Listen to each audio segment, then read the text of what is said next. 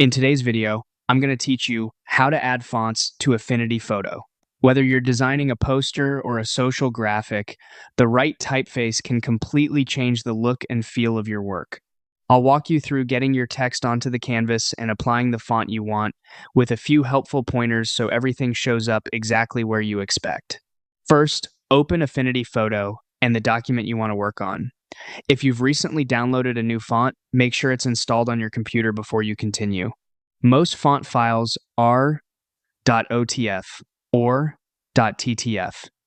After installing a new font, it's a good idea to close and reopen Affinity Photo so the app can detect it.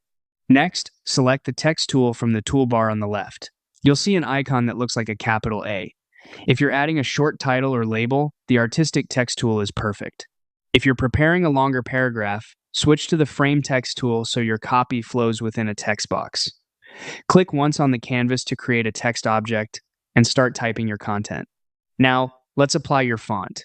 Look to the top left of the window in the context toolbar and click the font dropdown. You can scroll through the list or begin typing the font's name to filter quickly. Click the font you want and it will apply to the selected text. Right next to the font name, use the Style menu to choose regular, bold, italic, or any available variant. While you're there, adjust size, tracking, and leading to dial in readability and hierarchy. If you don't see a change, make sure the text layer is selected or the text itself is highlighted. If the font you installed isn't appearing, confirm it's installed system-wide and that you relaunched the app.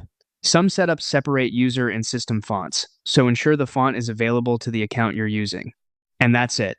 Open your document, grab the text tool, click to type, and choose your font from the top left dropdown. Save your work, and you're ready to create clean, consistent typography in Affinity Photo.